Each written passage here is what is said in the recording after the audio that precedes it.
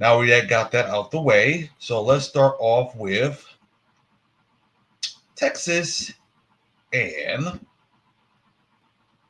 Arkansas, as Texas is a favorite by 13 and a half. So the Longhorns is going for their third consecutive win when they face Arkansas this Saturday, as the game will be played at Razorback Stadium at noon. So the Longhorns are coming off a 49-17 win over Florida as a 23-point favorite, as the Razorbacks are coming off a 63-31 loss to Ole Miss as a 7.5 underdog. Now, Arkansas is 4-2 in 6 games against Texas, the last time they met back in 2021.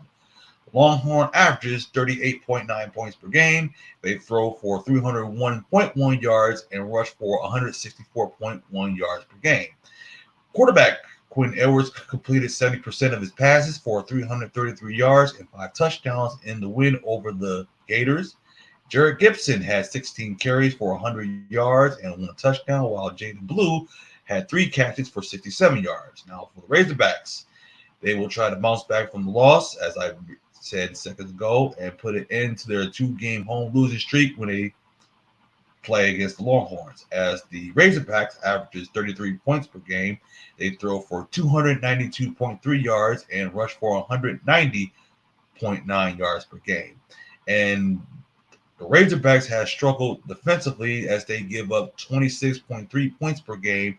They gave us 63 points last time. So right now, I would say if you don't have Texas, please pick Texas, because Arkansas is 129th against the pass and gave up over 500 passing yards in their last game. So choose the Longhorns. Second one we have is another game I just picked. That is Louisiana-Monroe against Auburn. Now, if you have not selected Auburn in your Splash Sports Survival Pool, now it is the time to do so. Now, the Warhawks are only a win away from bowl eligibility and will love nothing more to do against an SEC foe. Now, Auburn this season has not been good for them with only 3 wins. Auburn hasn't lost in this series, but has struggled to cover the spread at times for those that gamble. Though they haven't met since 2017, given once at stake for Auburn over the next few weeks, this is certainly a game that SEC fans should have their eyes on.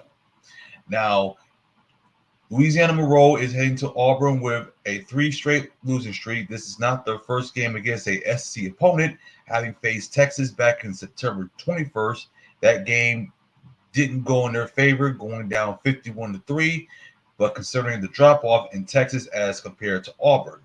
Now, the offense ranked as one of the worst in the country and will have a tough time cracking Auburn's top 25 defense, as the Warhawks rank 124th in total yards, 49th in rushing, and 131st in passing. Now, Auburn does have the ability to work the ball on the ground and to keep their defense refreshed. Will be massed up in this contest.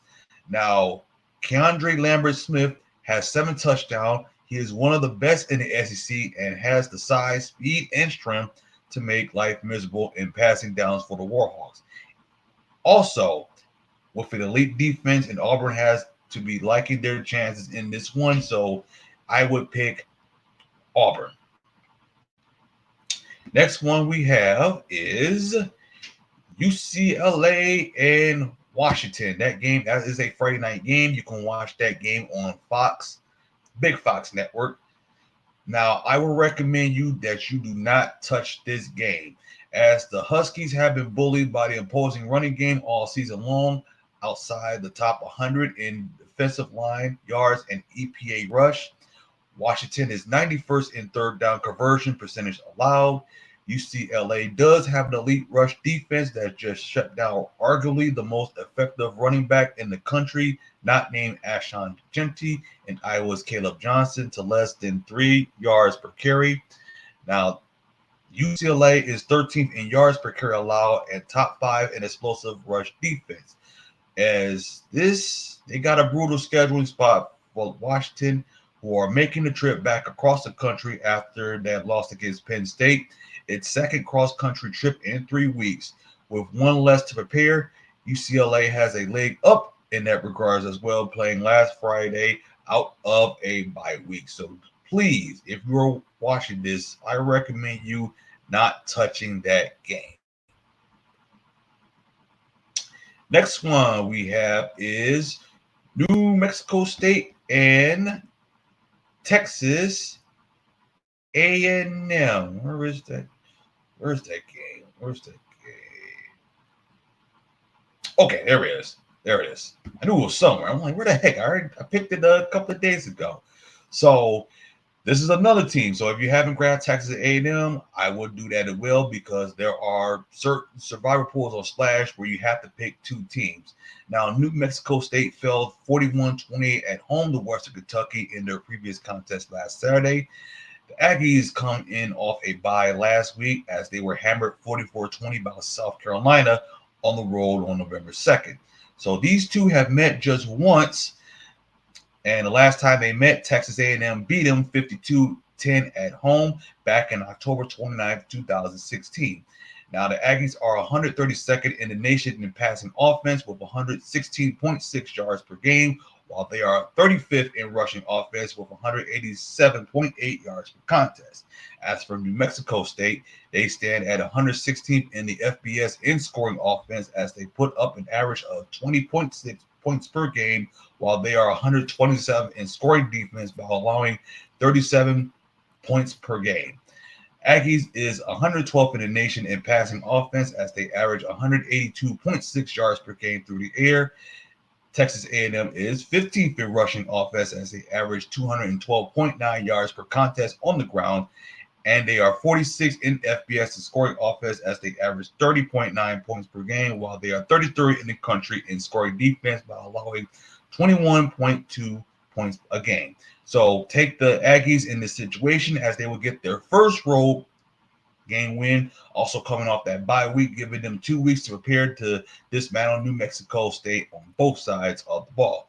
So expect to see a lot of the backups in the second half of this game as Texas A&M comes off blazing en route to a blowout win. So do that as well. Next one I have is LSU and Florida. Last time I checked, LSU was favored by 4. Now it's 4.5. So now it's 4.5.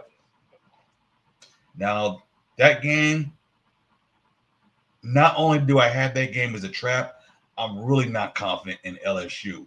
So the Tigers are entering the game on a 2-game losing streak after that loss to Texas A&M, number 15 Texas A&M, and 10th ranked Alabama.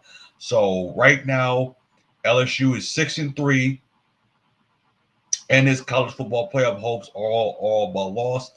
Now the Tigers are a 4-point favorite, so now it's 4.5. So Tigers defense allowed 24.9 points, which is 71st, and 367.2 total yards, 69th per game, including 216.4 passing yards. They're 64th, 73rd in rushing yards, 28 sacks. They're 13th, and forced 12 turnovers. They're 66th in that ranking. Now, LSU opponents converted 43.8% of third downs, 97, and score on 81.4% of their visits to the red zone. They are 46-7 by that. Now, the Gators has dropped 3 of his last 4 games as the Gators were outgained 562 and 329 in total yards and committed 3 turnovers in their 32-point loss to Texas.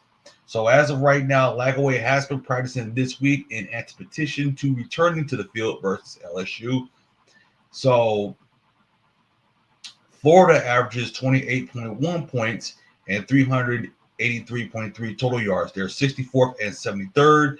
They are 63rd in passing yards with 232.2, and they are 73rd in rushing yards with 151.1. Now, the Gators has allowed 13 sacks, which is 34th, and committed 15 turnovers. They are 90th by that. The Gators converted 36% of their third downs. They are 90th, and score on 87.5% of their red zone trips. They are 46th in that category. Now, Defense gives up 27.6, 89th, and 401.3 total yards, 100th per game, including a 234.2 passing yards, they're 90th, and 167.1 rushing yards, they're 95th. Now, the Gators have generated 20 sacks, 48th, and forced 13 turnovers, 56th. Florida's opponent converted 40% of their third down attempts, they're 70th, and score on 80% of their visits to the red zone, they are 30th. So, recommend you not touching that game. And last but not least, you have Missouri and South Carolina. And South Carolina is a 13.5 favorite, as you can see right there, because I picked Missouri to beat Auburn a couple of weeks ago. So I don't have to worry about Auburn anymore. Now, South Carolina has now won 2 straight games over ranked opponents, and each is convincing fashion after dominating 10th-ranked Texas A&M just a week earlier. That win was the 16th straight for the Gamecocks over Vanderbilt. So Gamecocks are 42nd in the country in scoring and 67th in total offense. They are 79th on the ground and 92nd through the air. In the red zone, South Carolina offense is ranked 80th in the nation. They have struggled with protection, ranked 125th in sacks allowed this season, as the team has made its bones on the defensive end, as the Gamecocks are 10th in the country in scoring defense and 9th in total offense. They are 9th against the run and 28th against the pass. South Carolina, 29th in the red zone defense. They are dominant on the pass rush, 4th in the country in sacks per game. South Carolina are 29th in turnover margin this season and just 99th in penalties per game. So take Missouri, but right now, take South Carolina, because right now Missouri, one of their centers, Connor Thomason, is out for the year, meaning that the Tigers will go with a unproven player at a critical position. Missouri is 1-2 on the road this season, and certainly with their offense. So look for them to get their 7th win of the season and 3rd straight against a ranked opponent. So that is all the college football teams that I picked. All right. So let me close.